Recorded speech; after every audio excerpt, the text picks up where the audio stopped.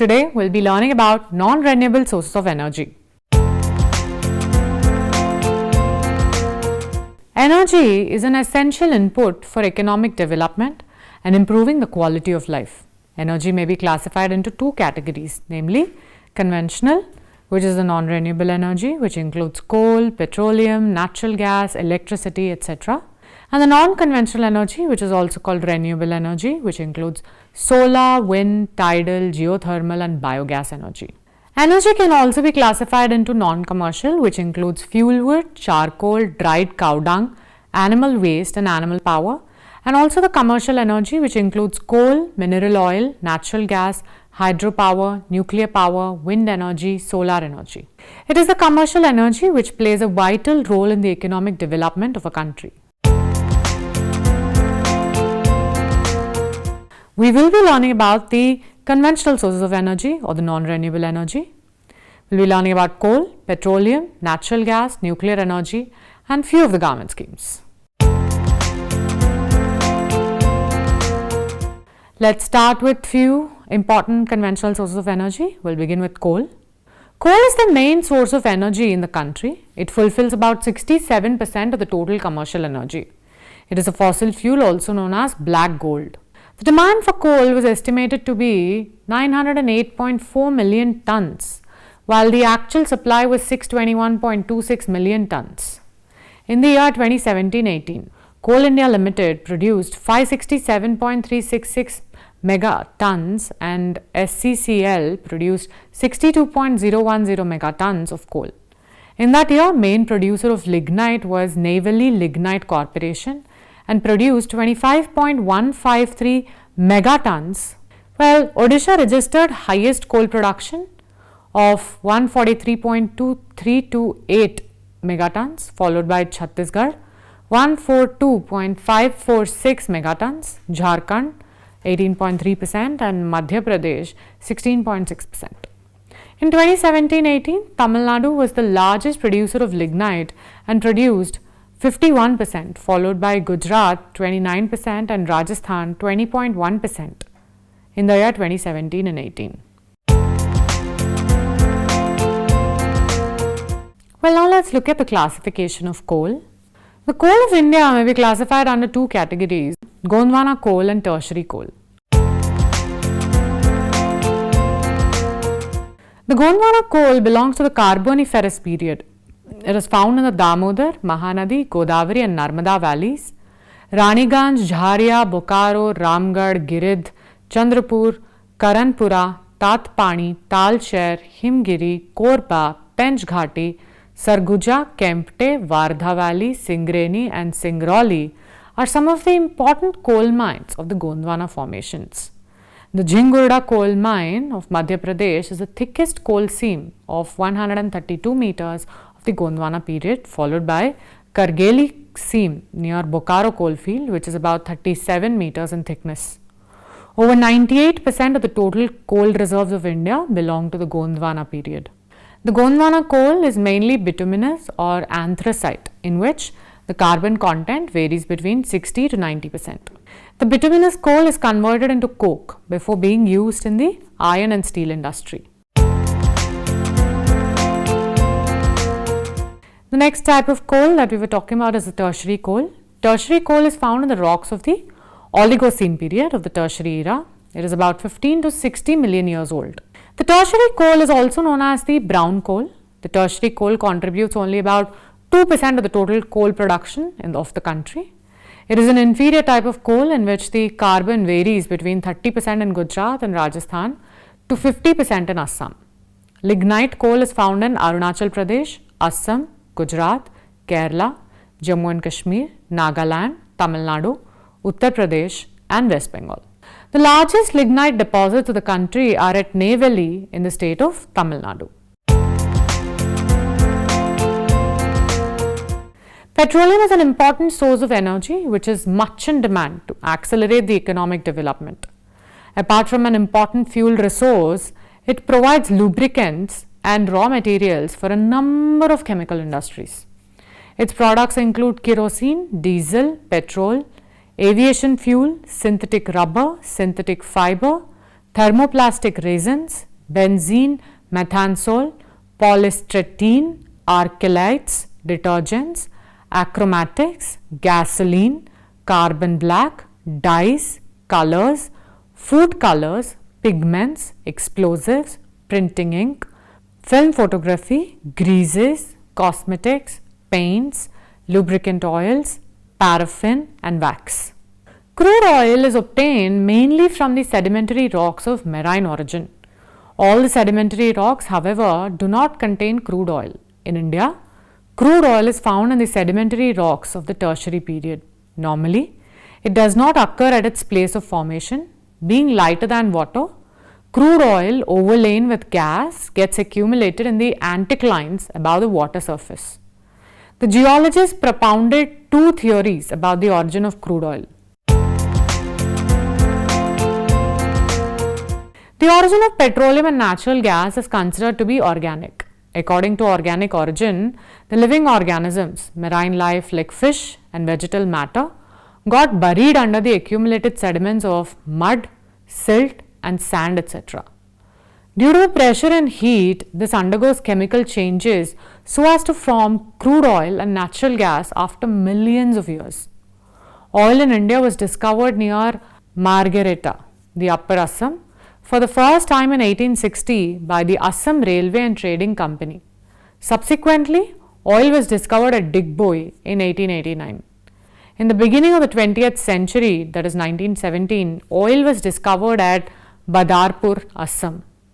In 1954, production of oil was started in Naharkatia region. The Oil and Natural Gas Commission was established in 1956.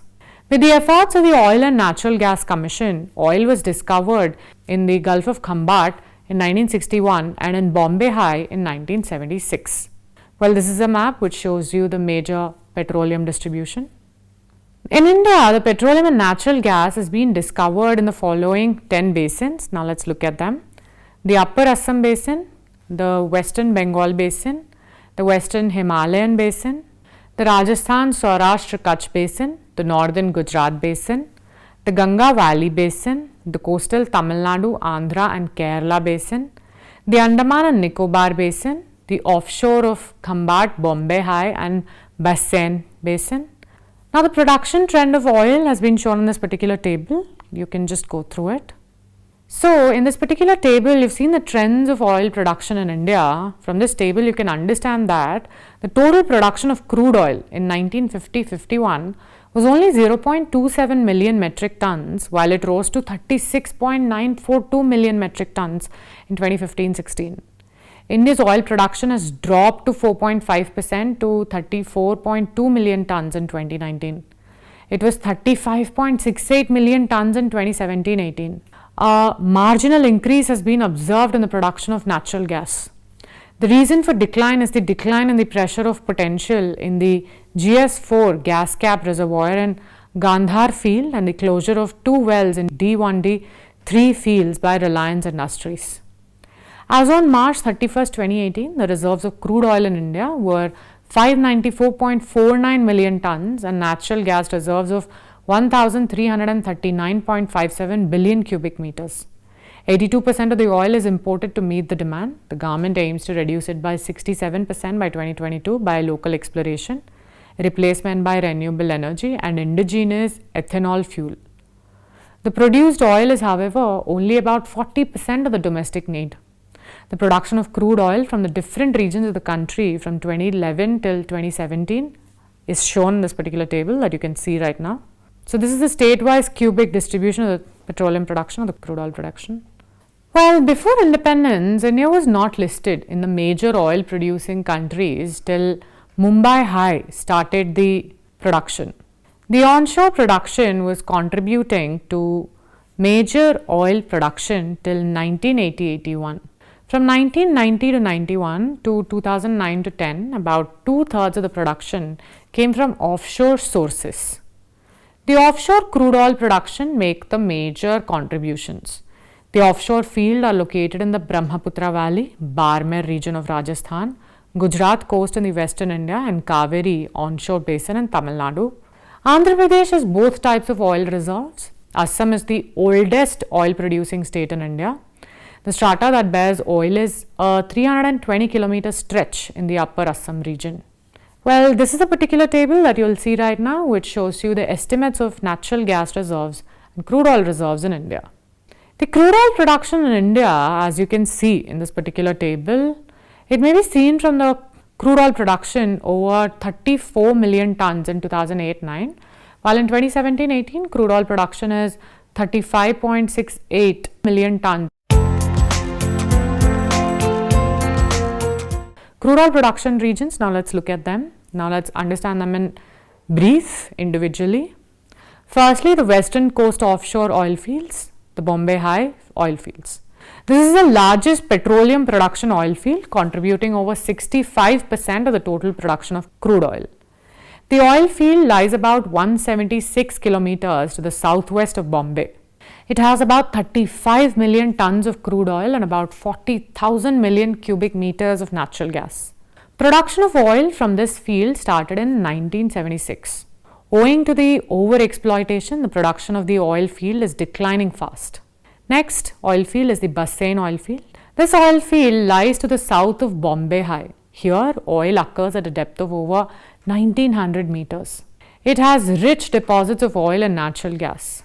Next, we have the Alia Bait oil field. It is an oil field located about 45 kilometers south of Bhavnagar. Next region is the Gujarat coast. This is the second largest oil producing area of the country.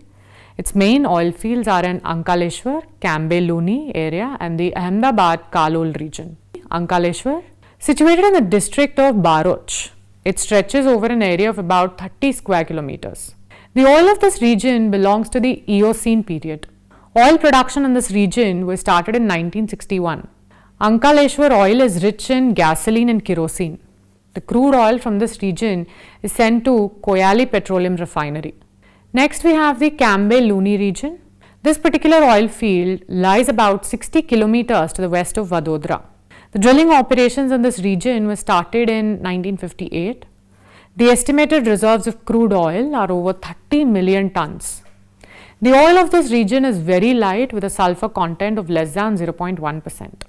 The next region is the Ahmedabad-Kalol region. This crude oil region lies to the north of Gulf of Khambat, around the city of Ahmedabad and extends up to Mehsana.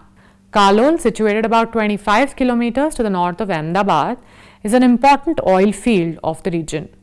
Oil production from this region was started in 1961.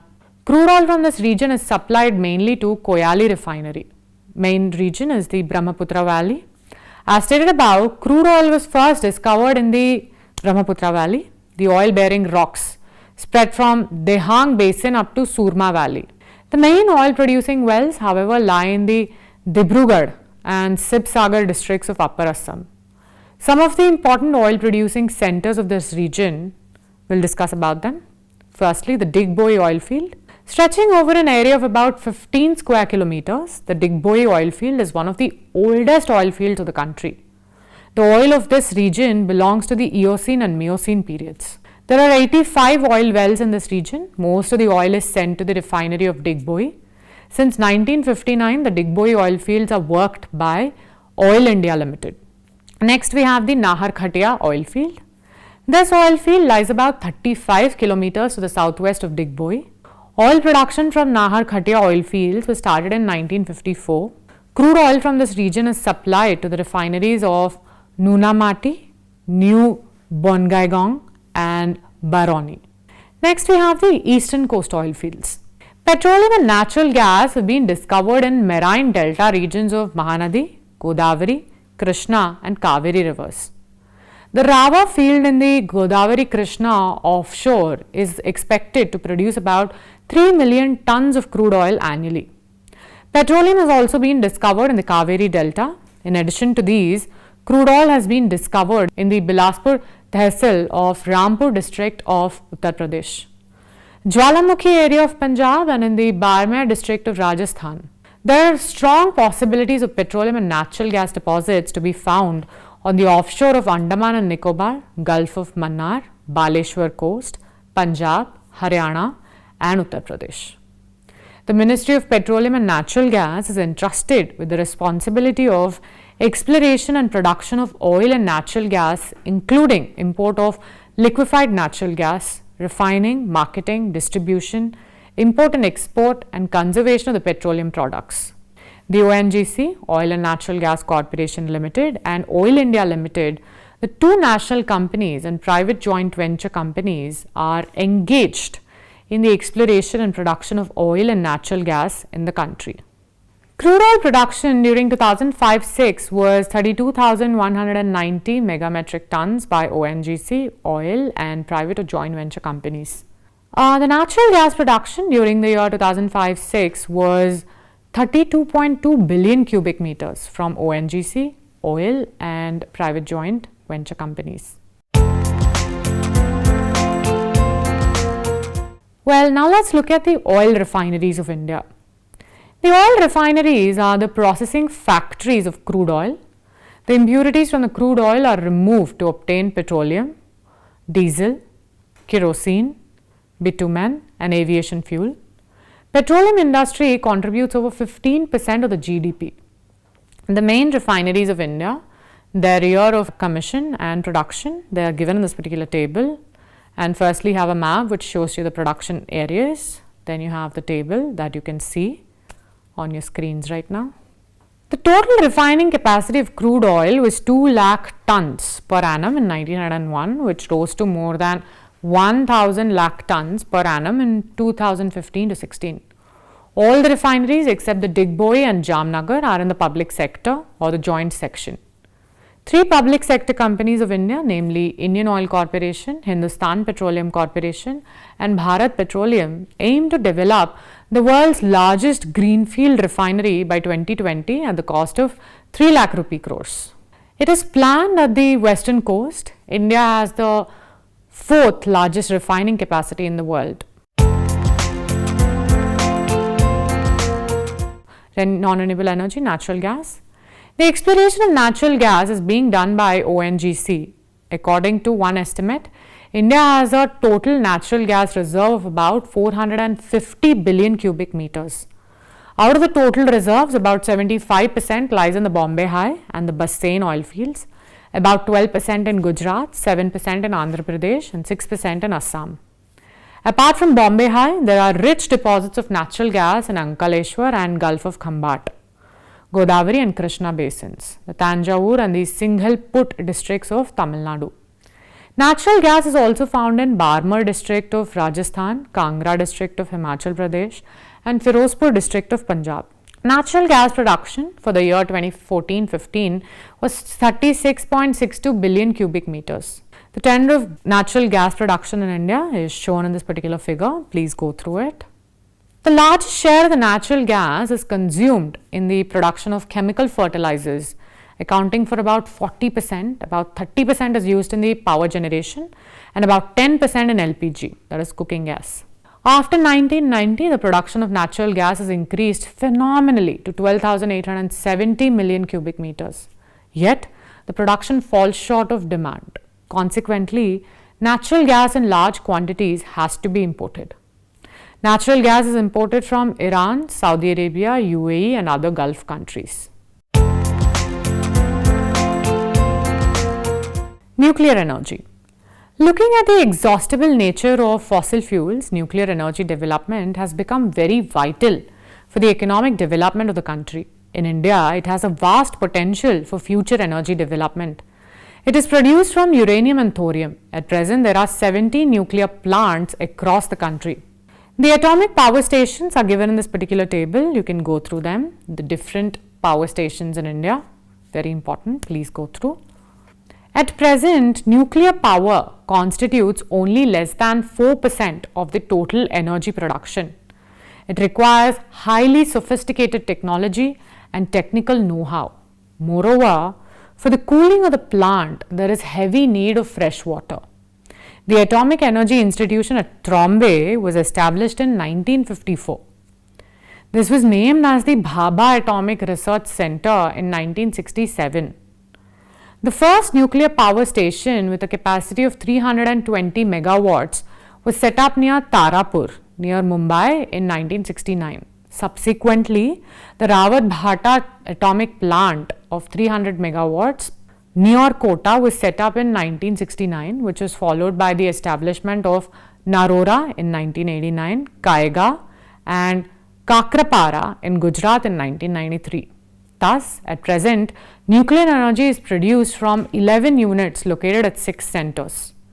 The new sites of nuclear power plants include Bargi or Chutka of Madhya Pradesh, Haripur in West Bengal, Jaitpur in Maharashtra, Kavada in Andhra Pradesh, Kudankulam in Tamil Nadu, Kumharia in Haryana, and Mithiverdi in Gujarat. The Government of India on 17th May 2017 cleared the building of 10 new nuclear power projects plants to add 7,000 megawatts to India's power generation capacity. These nuclear power plants will be indigenous with a capacity of 700 megawatts each. The nuclear reactors will make it easier to develop the domestic industry. Development of nuclear energy is imperative for the economic development of the country. But the disasters like Fukushima and Chernobyl have proved that it is full of risk. Thus, it is only a parochial solution of Indian energy crisis. Unfortunately, in India, in case of nuclear accident, the maximum fine that can be imposed by the regulator on an offending nuclear plant is mere 500 rupees. This amount is too low to serve as deterrent against such infringements. Well, now let's look at the governmental initiatives in the oil industry. The government has been active in enhancing the strength of India in the mineral oil. Some of the initiatives and schemes, let's discuss them. Firstly, the biodiesel program. It was commissioned on January 16, 2015. What does it do? It allows direct sale of biodiesel by the manufacturers, suppliers or dealers of joint ventures of OMCs as authorized by Ministry of Petroleum and Natural Gas to the consumers. Next, we have the Pradhan Mantri Ujjwala Yojana. It was launched on May 1st, 2015 by the Prime Minister of India. It intends to provide LPG connections to 5 crore women below the poverty line in 3 years from 2016 to 17. Next, we have the initiative of Give It Up. This particular initiative is to encourage domestic LPG consumers who can afford to pay the non-subsidized price for LPG to surrender it voluntarily. Till January 1st, 2017, 1.05 crore customers have given up the LPG subsidy. Next, we have the execution of Haldia and Bokaro Dhamra natural gas pipeline project. It is of 2,540 kilometers stretch with an investment of 12,940 crore rupees. 10 million households are aimed to be connected by the PNG network by the ministry. The next program is the ethanol blending program.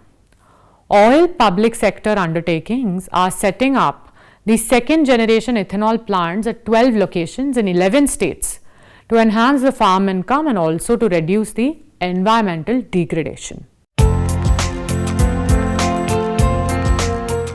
Conclusion. Renewable and non-renewable resources are energy sources that human society uses to function on a daily basis. The difference between these two types of resources is that renewable resources can naturally replenish themselves, while the non-renewable resources cannot. This means that non-renewable resources are limited in supply and cannot be used sustainably. There are 4 major types of non-renewable resources: oil, natural gas, coal and nuclear energy. Oil, natural gas and coal are collectively called fossil fuels. Fossil fuels were formed within the earth from the dead plants and animals over millions of years, hence the name fossil fuels. They are found in the underground layers of rock and sediment. Pressure and heat work together to transform the plant and animal remains into crude oil, coal and natural gas. Well, this was our lesson for today, non-renewable resources. Hope you've had a great lesson. Thank you and have a nice day.